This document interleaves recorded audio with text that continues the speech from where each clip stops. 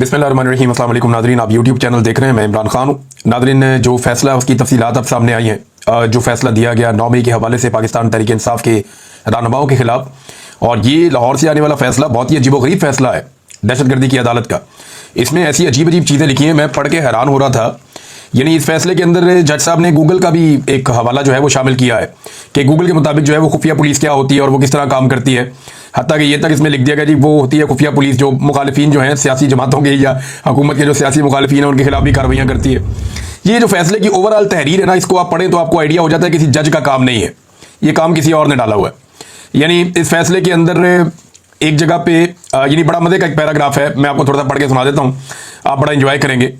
इसके अंदर लिखा हुआ है कि they literally asked their leader Imran Khan as their red line in each and every rally and gathering. वो कह रहे हैं जी हर रैली में और गैदरिंग के अंदर ये अपने लीडर को पाकिस्तान तहरीक इंसाफ वाले अपनी रेड लाइन करार देते हैं। ऐसा लगता है कि इमरान खान साहब की जो है वो तारीफें हो रही हैं इस फैसले के अंदर।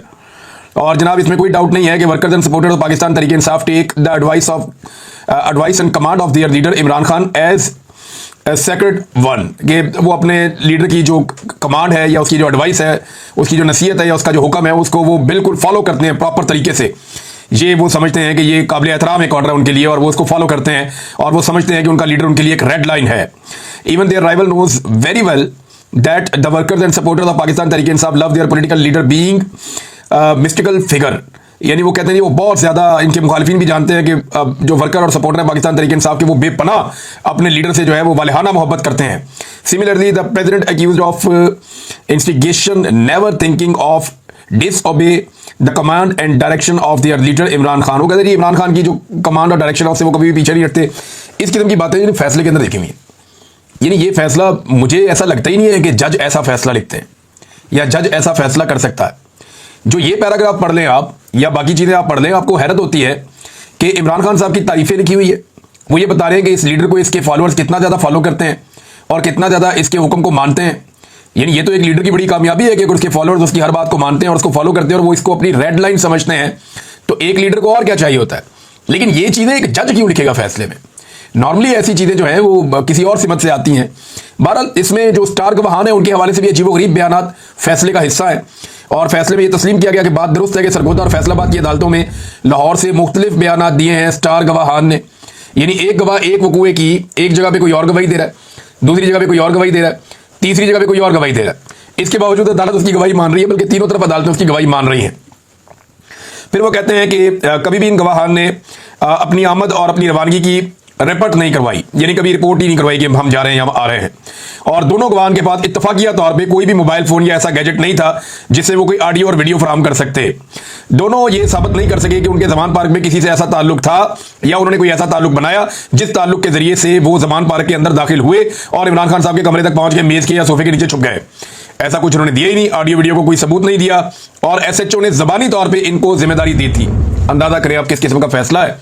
यानी इसी फैसले के अंदर बेशुमार ऐसी कमजोर चीजें हैं जिनकी बुनियाद पे यही फैसला उड़ जाना चाहिए, लेकिन इसके बावजूद ये फैसला पाकिस्तान तहरीक इंसाफ के खिलाफ आ गया। यानी पूरे फैसले में वो चीजें शामिल हैं जिनकी बुनियाद के ऊपर फैसला पाकिस्तान तहरीक इंसाफ के कारकुनों के हक में आना चाहिए था, लीडर के हक में आना चाहिए था, लेकिन एंड में जो फैसला लिखा है वो कुछ और आ गया।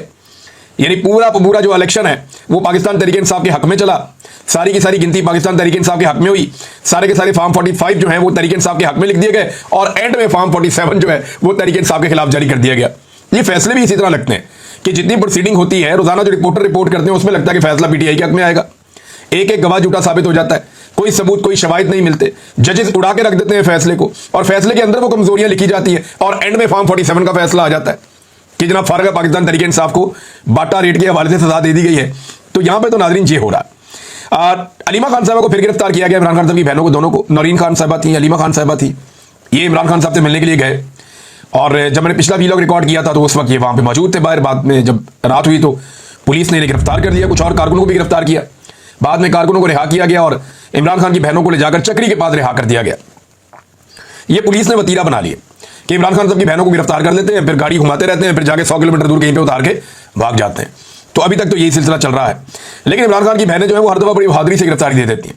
वो किसी किस्म का जो है वो उनके अंदर खौफ नजर नहीं आता। इमरान खान और उनकी फैमिली ने बड़ी दिलेरी के साथ, बहादुरी के साथ मुश्किल हालात का सामना किया है। ऐसा PMLN नहीं कर सकी, पीपल्स पार्टी नहीं कर सकी, ये बेचारे इतने बहादुर कभी साबित हुए नहीं, ना जरदारी ना शरीफ। हाँ, भुट्टो बहादुर थे, जो भुट्टो फैमिली थी वो बहादुर थी, जुल्फिकार अली भुट्टो, बेनजीर भुट्टो वो लोग बहादुर थे, मुर्तज़ा भुट्टो, शाहनवाज भुट्टो वो लोग बहादुर थे। लेकिन ये जरदारी फैमिली जो है ये भी जब जेल में गए तो इन्होंने ऐसा कंप्रोमाइज जेल काटा है, सारी सहूलतें इनको जेल के अंदर अवेलेबल थी। शरीफ खानदान जब जेल के अंदर गया तो इन्होंने बड़ा जबरदस्त सहूलतों के साथ जेल काटा है। तो ये लोगों में वैसी बहादुरी नहीं है जैसी बहादुरी भुट्टो खानदान ने दिखाई, ये अभी ये न्यादी खानदान बहादुरी दिखा रहा है। तो इमरान खान की बहनों को गिरफ्तार करके बाद में रिहा कर दिया गया और अब 14 अगस्त के हवाले से उन्होंने कहा जी हम जरूर 14 अगस्त को जो है आवाज उठाएंगे, पाकिस्तान तहरीक इंसाफ के लोग निकलेंगे, ना सिर्फ जश्न आज़ादी मनाएंगे बल्कि हकीकी आज़ादी के लिए भी आवाज उठाएंगे। पाकिस्तान तहरीक इंसाफ के ज्यादातर लोग जो है वो जश्न आज़ादी के हवाले से जरा डिफेंसिव मोड पे गए हैं और वो सारे ये कह रहे हैं जी सिर्फ जश्न होगा, कोई एहतजाज नहीं होगा, सिर्फ जश्न होगा, कोई एहतजाज नहीं होगा। शहरयार अफरीदी ने टीवी पे आकर कहा जी 14 अगस्त को सिर्फ जश्न हो सकता है, कोई भी एहतजाज 14 अगस्त को नहीं होगा। बाकी लोग भी ऐसे ही कह रहे हैं।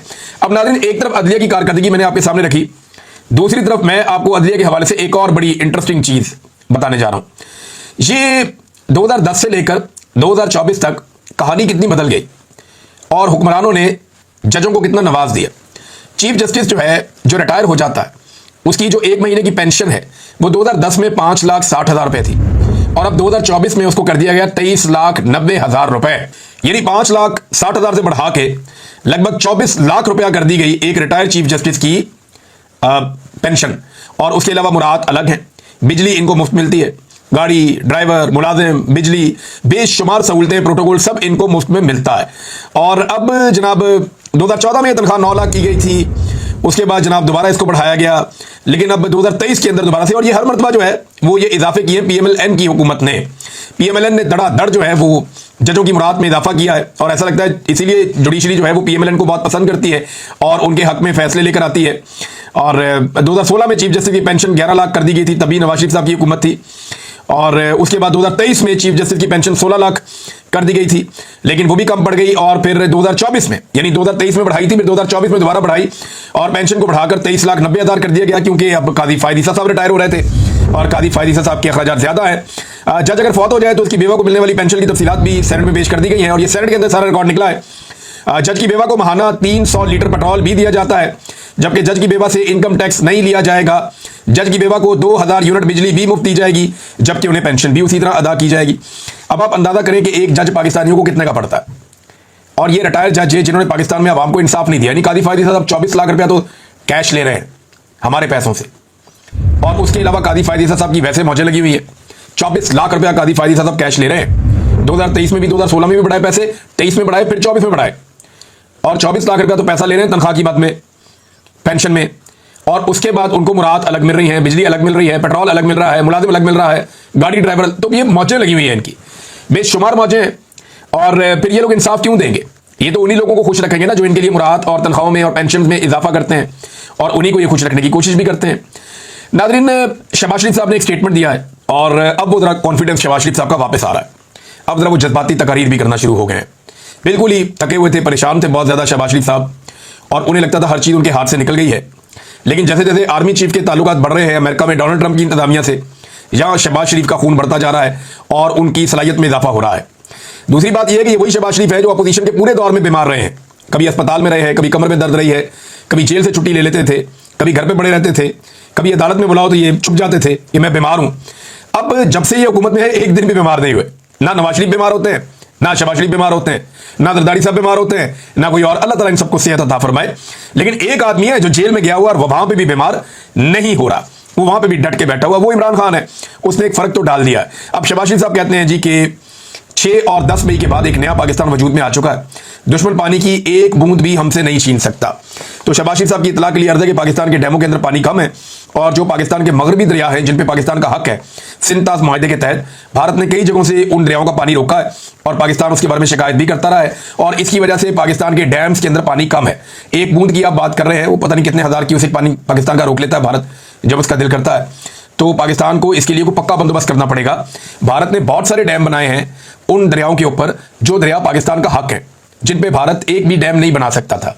तो भारत की इस हरकत के खिलाफ पाकिस्तान की मिलिट्री एस्टेब्लिशमेंट को हरकत में आना था और ये डैम्स बनने से रोकने थे। लेकिन ये तमाम डैम ना सिर्फ भारत ने बनाए, बल्कि सिंताज माहिदा खत्म करने की जब उन्होंने बात की तो उसके बाद ये जो डैम्स हैं ये पानी भी रोकने के काम आते हैं। और आपने पिछले दिनों देखा, बहुत सारी खबरें इसके बारे में चली भी। अब शहबाज शरीफ साहब ने भड़क तो मारी है, लेकिन इंडिया भी फंसा हुआ बेचारा, उसकी बहुत बेइज्जती हुई है आलमी सतह के ऊपर। तो इधर पाकिस्तान जो है वो चढ़ चढ़ के आ रहा है, तो ऐसे में शहबाज शरीफ साहब का बयान देना तो बनता है, लेकिन पानी तो फिलहाल इंडिया रोक लेता है। उसे छुड़वाना अभी पाकिस्तान की हुकूमत और एस्टेब्लिशमेंट की रिस्पॉन्सिबिलिटी है। नाज़रीन, गंडापुर साहब ने एक स्टेटमेंट दिया और ये ऑपरेशन के हवाले से उनका स्टेटमेंट है। उन्होंने कहा कि हमने ना किसी को ऑपरेशन की इजाजत दी है, ना ही ऑपरेशन हो रहा है। यार गंडापुर साहब को उठा के ना कोई बाजोड़ में छोड़ा, इनको पकड़ के ना सर से इनको दिखाओ, वो बम गिर रहा है, वो गोली चल रही है, वो बम गिर रहा है, ये देखो लोग नकल मकानी कर रहे हैं, ये देखें लोग अपने घर छोड़ छोड़ के जा रहे हैं, ये देखो लोगों की अमलाक को नुकसान हो रहा है। ये मिलिट्री ऑपरेशन नहीं है तो और क्या है गंडापुर साहब? ये जब तक आपके ऊपर आके बम नहीं गिरेगा तब तक आपको समझ नहीं आएगी कि ये मिलिट्री ऑपरेशन हो रहा है। यानी जबानी मैंने आपको कहा ना कि गंडापुर की पोजीशन बड़ी ऑड है। एएनपी की ये खूबी थी, जब वो कहते थे कि हम ऑपरेशन के हमायती हैं तो वो खुलकर कहते थे, और जब वो कहते हैं कि हम ऑपरेशन के मुखालिफ हैं तो वो खुलकर कहते हैं। अब 23 अगस्त को एमएल वली खान ने ऐलान किया कि जो ऑपरेशन हो रहा है इसके खिलाफ है। अब पहले वो इसके हमायती थे, अब खिलाफ है वो, क्योंकि अब आवाम जो है वो बिल्कुल उस तरफ चली गई है और वो ऑपरेशन में नहीं मानते। मौलाना खान ज़ेब इनकी पार्टी के शहीद भी हो गए। अब एमएल वली खान साहब आ रहे हैं इस्लामाबाद एहतजाज करने के लिए।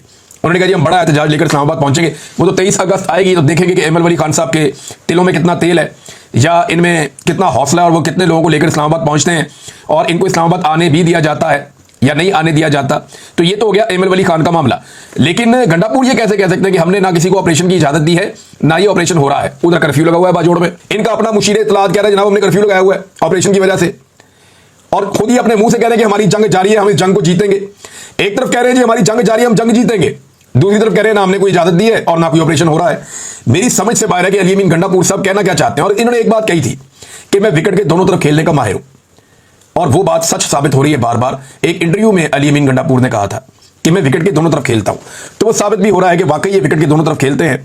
और एक और चीज की है वहां गवर्नमेंट ने, उसमें उन्होंने ये कहा कि बाजोड़ से नकल मकानी की है जिन खानदानों ने, फी खानदान को 50,000 रुपए दिए जाएंगे। अब ये पता नहीं कब पैसे देंगे, मेरे ख्याल में 50,000 रुपये बहुत कम है। इतना पैसा तो एक खानदान सिर्फ एक जगह से दूसरी जगह जाए ना, तो उसको एक जगह से दूसरी जगह जाकर बैठने में इतना पैसा लग जाता है, फिर वहां पे रहना, वहां पे खाना पीना, अपने बच्चों को खाना पीना देना, अपने सर के ऊपर छत का बंदोबस्त करना। अगर ये लोग एक महीने के लिए भी अपने घरों से दूर गए हैं तो 30-40 हज़ार रुपया तो एक घर का किराया है जहां पे पूरा खानदान जाके बैठेगा। और अगर इनको खैमों में बिठाया है तो इस मौसम के अंदर, गर्मी के अंदर, इनको कैसे खैमों के अंदर आप एडजस्ट करेंगे? उनकी बेचारों की हालत पतली हो रही है। आप एसी वाले कमरों में बैठ के कह रहे हैं हम ऑपरेशन की इजाजत नहीं दे रहे, लेकिन जंग हम जीतेंगे। यानी ये दोगली पॉलिसी चल रही है ना अली अमीन गंडापुर साहब की। तो 50,000 रुपये बहुत कम पैसे हैं। मैंने यहाँ पे एक ऑडियो सुनी, एक बुजुर्ग हैं, इनकी मैं बात सुन रहा था, मुझे बड़ी तकलीफ हुई उनकी बात सुन के। पश्तो में ये बात कर रहे हैं, इनका आप चेहरा देखे। शानदाना गुलजार साहबा ने इनको ट्वीट भी किया है। वो ये कहते हैं मेरे सूबे, मेरे मुसलमानों, मेरे पाकिस्तानियों, मेरे बेगुनाह पख्तूनों के साथ ये जो सलूक हो रहा है, नस्ल कुशी कुछ मादनियात के लिए हो रहा है। किधर है मेरे दहशतगर्द की लाश? यहाँ पर तो सिर्फ मेरे मासूम हैं। ये जो बुजुर्ग है ना, ये बाजोड़ में बाबा जो है, ये क्या कह रहे हैं? ये पश्तून बुजुर्ग है, रोते हुए बेचारे बात कर रहे हैं। वो ये कह रहे हैं कि मैं ब्लड प्रेशर का मरीज हूँ, खाने के लिए सिर्फ एक प्लेट चावल की मुझे मिल रही है सारा दिन में। अब एक तरफ हमारा ये हाल है और दूसरी तरफ घरों पर हमला है और चोरी कर रहे हैं हमारी। ये लोगों ने पहले भी शिकायत की थी कि जब भी किसी एरिया में ऑपरेशन होता है तो लोग अपना कीमती सामान बातों का छोड़ जाते हैं, और जब लोग वापस आते हैं वो कहते हैं नहीं हमें हमारा सामान नहीं मिला। ये बात जो स्वात के मकीन है उन्होंने भी मुझे बताई थी, और यही बात शिकवा जो है ये बाबा जी भी कर रहे हैं। ये बहुत परेशान है। अल्लाह ताला इनकी मुश्किलात आसान करे, इनकी फरियाद सुननी चाहिए, गंडापुर साहब को तवज्जो देनी चाहिए। और ये ऑपरेशन अगर वो रुकवा नहीं सकते, कम से कम इन लोगों को खाना तो खिलाए। वैसे तो इमरान खान साहब ने कहा है कि अगर ऑपरेशन नहीं रोक सकते तो गंडापुर को चाहिए कि इस्तीफा दे दे, लेकिन मैं आपको ये बता दूं गंडापुर इस्तीफा नहीं देगा। दुनिया इधर से उधर हो जाएगी, गंडापुर अब इस कुर्सी के साथ चिपक कर रहेंगे। उन्हें पता है उनको मौका मिल गया, वो इस मौके को जाया नहीं करेंगे। नाज़रीन, कौमी असम्बली में ऑपरेशन के हवाले से जो तकारीर होती हैं, यानी इसमें जो है वो शाहिद खटक साहब ने तकरीर करने की कोशिश की, इसमें जो है वो इवन जो वो मुबारक ज़ेब है उसने कोशिश की बात करने की है। एएनपी के लोग करना चाहे, वहाँ पे सूबाई असम्बली में 14 मिनट बात करने दी गई, लेकिन कौमी असम्बली में तो बिल्कुल बात ही नहीं करने देते। कौमी असम्बली में जो भी ऑपरेशन की बात छेड़ता है या ऑपरेशन के ऊपर बात करता है, खैबर पख्तूनख्वा का नुमाइंदा, उसको कट कर दिया जाता है, उसकी बात ही नहीं सुनाई जाती, उसको बात करने का मौका ही नहीं दिया जाता। जो खदशात मुराद सईद साहब ने बताए थे, मामला उसी तरफ जा रहा है। और अब मुराद सईद ने बाकायदा एक बड़ा स्टेटमेंट जारी किया है जिसमें उसने तफसीलात बताई हैं कि आने वाले दिनों में उनके मुताबिक क्या होने जा रहा है। मुराद सईद कहते हैं कि बाजोड़ की बेघरी का अमल शुरू हो चुका है, अगली बारी मोहम्मद की है और आगे भी ये सिलसिला जारी रहेगा। जिस मालाकंड से हमने उन्हें पीछे हटने पर मजबूर किया था, अब वहां भी उन्हें फैलाया जा रहा है और कुछ ही हफ्तों में आपको वहां भी यही सूरत हाल देखने को मिलेगी। लोग कितनी तादाद में निकले, उनका क्या मुतालबा है, इससे सरोकार उस रियासत को होता है जो माँ हो। हमारे यहाँ वो डायन है। सूबाई हुकूमत ने पहले फरीकैन के माबैन जरगों के जरिए मामला संभालने की कोशिश की, अगरचा मेरी पहले ही इनसे यही गुजारिश थी कि इनके हवाले से कोई खुशफहमी पालने से गुरेज करे और जड़गे सड़कों पर हों। मेरी तवक्को के ऐन मुताबिक फ़ौज मुल्की मफाद को ज़ाती मफाद पर कुर्बान करने की अपनी देरीना रवायात से पहलू तही करने पर ना 2 साल कबल राजी थी और ना आज राजी हुई है। नतीजा वही है जिसका खदशा था। अगस्त 2022 में इस्लामाबाद मैरियट होटल में दहशतगर्दी पर कॉन्फ्रेंस में यह सारा प्लान बयान किया था। अगस्त 2025 और हरफ बहरफ वही सब हो रहा है। हमारे वो लोग जो अमन के लिए आवाज़ उठा रहे हैं, उन्हें और उनके अयाल को संगीन नताइज की धमकियां दी जा रही हैं। उनके घरों पर ग्रेनेड फेंके जाते हैं, सरों पर ड्रोन उड़ाए जाते हैं, उन्हें दहशतज़दा करके उनकी आवाज़ें दबाई जा रही हैं। खैबर पख्तूनख्वा के इलाके बाकी मुल्क में इस वक्त अमन आशती का दौर दरा है। अगले चंद रोज में आप सड़कों पर हरी झंडियों की बहार देखेंगे और नादीदा तरक्की के शादियाने बजेंगे, मगर पर्दे के पीछे सब अच्छा नहीं है। और जब तक बाकी मुल्क को इस बात का इदराक होगा, तब तक आग आपकी दहलीजों तक भी पहुंच चुकी होगी। पहले भी यही वार्निंग दे चुका हूं, तब भी मैं फसादी था और फोकस तहरीक इंसाफ को कुचलना था। आज भी मैं गद्दार हूं और प्रायोरिटी जो है वो सियासी कारकुनों को 10-10 साल सजाएं सुनाकर और इमरान खान की बहनों और कारकुनों को कैद में डालकर अपनी अनाओं को तस्कीन है। मगर जब आग फैलेगी तो फिर ना वो बाल बच्चा महफूज रहेगा जिनकी खातिर दूसरों की औलादों को मौत के मुंह में धकेल रहे हैं, और ना वो मालो दौलत काम आएगा जिसके एवज वतन बेचकर अपने लोगों को दरबदर कर रहे हैं।